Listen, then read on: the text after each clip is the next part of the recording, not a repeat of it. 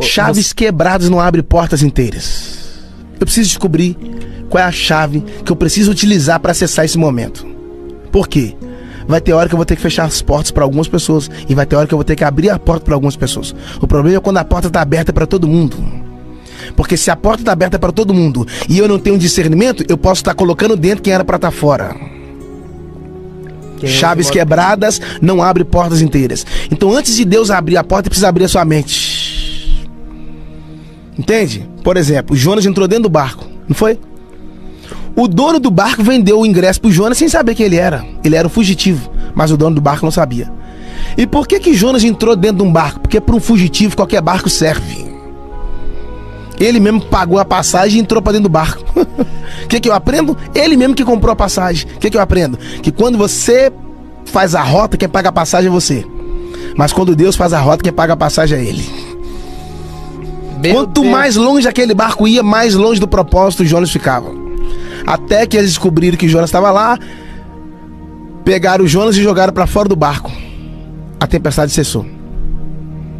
Tem gente que é homem de Deus, mas vai ter que sair de certos ambientes, que senão a tempestade não cessa.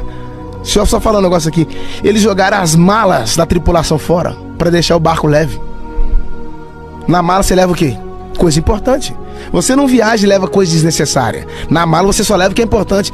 Tem gente perdendo coisas importantes porque abriu espaço no barco da sua vida para um intruso, para um fugitivo que não deveria estar ali. Deus tirou o rei do trono e levou para o pasto, e tirou o menino do pasto e levou para o trono.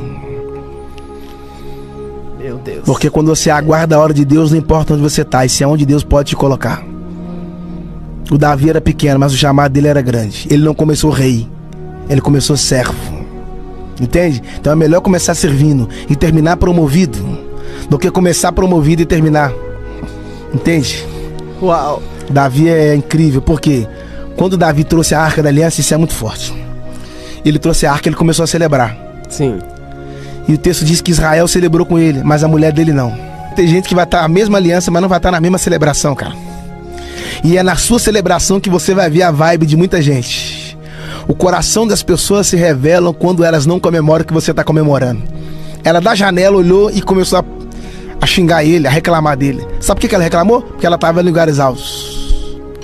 Mas quando Davi entrou para dentro de casa, ela começou a falar com ele. Deus feriu Micael e se tornou estéril. Resumindo, nunca ataque pedra no ministério frutífero. Você pode terminar estéril. Davi ele mata o urso e leão, para depois matar o gigante. Sim. O urso e leão, as guerras privadas. Sim. E o Golias é as guerras públicas. Ninguém vai para as guerras públicas, ou é melhor não ir para as guerras públicas sem antes passar pelas guerras privadas. É nas guerras privadas que você perde o medo. É nas guerras privadas que você conhece o seu potencial.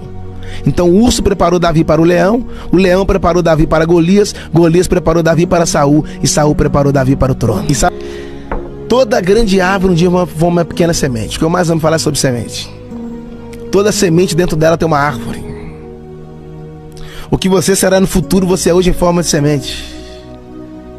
Toda vez que você come uma semente, você deixa de ser um semeador e passa a ser um devorador. Quando você come uma semente, você aborta uma colheita, irmão. A colheita que você tanto espera está dentro da semente que você tanto despreza. Semente não foi feita para comer. Por isso Deus não põe semente em pratos. Porque a Bíblia diz que Deus dá semente ao que semeia. Sim ou não? Sim. Porque semente ao que semeia e pão para quem tem fome. Porque se ele dá semente para quem tem fome, ele vai confundir semente com alimento. E semente você não come, semente você planta. E o alimento você não planta, o alimento você come. Não confunda semente com talento. Por quê? A semente você planta e o talento você desfruta. O que aquele homem fez? Um recebeu 5 talentos, foi? Sim. O outro recebeu 2, o outro recebeu 1. Está no texto, cada um recebeu segundo a sua capacidade. Não tem inveja dos talentos dos outros, cada um recebeu segundo a sua capacidade. O que tem 5 talentos tem capacidade de ter 2 e ter 1. O que tem 2 talentos tem capacidade de ter 2 e ter 1. E o que tem 1 talento só tem capacidade de ter 1. O que tem 5 sabe trabalhar com 2, também sabe trabalhar com 1. O que tem 2 sabe trabalhar com 2 e também sabe trabalhar com 1. Sim. Mas o que tem 1 só sabe trabalhar com 1. Ele ficou com medo. Cavou um buraco e enterrou o talento. Porque ele ficou com medo de perder. O medo rouba a sua oportunidade. Não permita que o medo afaste você do seu real propósito. Ele cavou um buraco e enterrou o talento. Qual a diferença do medroso pro talentoso? É que o medroso enterra o talento e expõe o medo. O talentoso enterra o medo e expõe o talento. Me fala o que você está expondo, eu vou falar qual é o seu sentimento. E aí, entre você e o destino, o que é que Deus coloca? O caminho. E às vezes Deus não vai limpar o caminho para você passar, mas vai te dar habilidade para você andar nesse caminho. Eita. Sabe? Porque nem sempre o caminho curto é o caminho certo. Atalhos. O atalho é o fake news do caminho. Uau. Entende? Não é chegar de rápido. Não é quem chega primeiro, mas é quem chega certo. É melhor chegar por último e chegar certo do que chegar primeiro e chegar errado. Entende? Então, Deus está construindo um caminho para nós e nos construindo para esse caminho. Não tem inveja do caminho que os outros estão trilhando, porque para cada um Deus tem um destino. Flechas não têm direção própria. Então, às vezes o caminho vai ser dificultoso, mas é o destino original que Deus tem para você. Por que o caminho é tão importante? Porque quando Jesus veio, um dos nomes dele era o caminho, gente. Isso aí. Quando você sai do caminho, você se perde. E aí eu gosto de falar isso, que quando você sai do caminho, você não se acha. Ou melhor, quando você sai do caminho, você não se encontra, você se acha. Quem se acha já se perdeu. Mas quando você está no caminho, você não se acha, você se encontra. Sim. Porque o primeiro herói do filho é o pai. É o pai que tem a responsabilidade de trazer Deus para o filho. O pai tem a responsabilidade de abrir a cortina e revelar o pai para o filho. Então assim, posso dizer uma coisa? Na Bíblia inteira, Jesus não veio restaurar a paternidade. Jesus veio restaurar a filiação. Porque ele nunca deixou de ser pai. Foi nós que deixamos de sermos Filhos. Ele não veio restaurar a paternidade. Porque em Adão nós deixamos de ser filho para ser criatura. E em Jesus deixamos de ser criatura para sermos filhos. O que Jesus sempre chamou Deus de pai? Que ele quer nos inserir nesse lugar. Por quê? Todo pai, quando morre, ele deixa o que para o filho?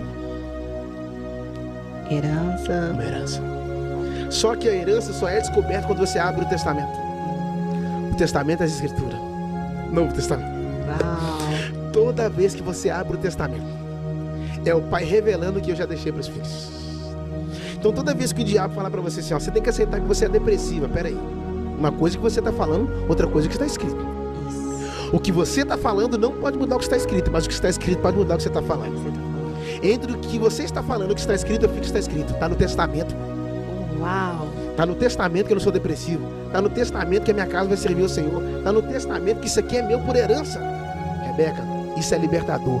Tem gente correndo atrás de coisa que já está no testamento que é deles, mas eles não sabem. Não sabe. Estão correndo atrás de um monte de coisa, querendo fazer 1000 coisas, mas não sabe.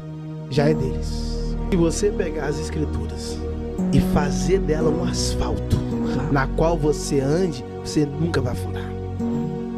Eu ando sobre a escritura. A Bíblia diz que Deus sustenta todas as coisas, inclusive a terra. A terra é pesada. Imagina, 8 bilhões de seres humanos. Uns com excesso de fofura a mais, outros com excesso de fofura a menos. Imagina, vindo o peso do pecado. A terra não cai, cara. A terra não cai, porque Ele sustenta tudo. Você acha que Ele vai sustentar você? Uau. Entende? A paternidade é tão rica que um dos maiores sinais que você é filho não é pelo nível do seu nome, mas pelo nível da sua obediência. Porque filho obedece, filho não questiona. Aí lá no Velho Testamento há um texto que fala assim, ó, 1 Samuel 15, que é melhor obedecer do que sacrificar. Por que é melhor obedecer do que sacrificar? Porque todo sacrifício é resultado de uma desobediência. Desobedeceu, sacrifício. Desobedeceu, sacrifício. Porque o sacrifício era para cobrir aquela desobediência. Então era melhor obedecer do que sacrificar. No Velho Testamento. No Novo Testamento é o contrário. Por que agora Deus não quer mais sacrifício e sim obediência? Porque a desobediência se chama Adão e o sacrifício se chama Jesus. O sacrifício foi ele. Por isso que depois dele ele não está querendo mais sacrifício, só obediência. Uau. Porque ele é o sacrifício perfeito.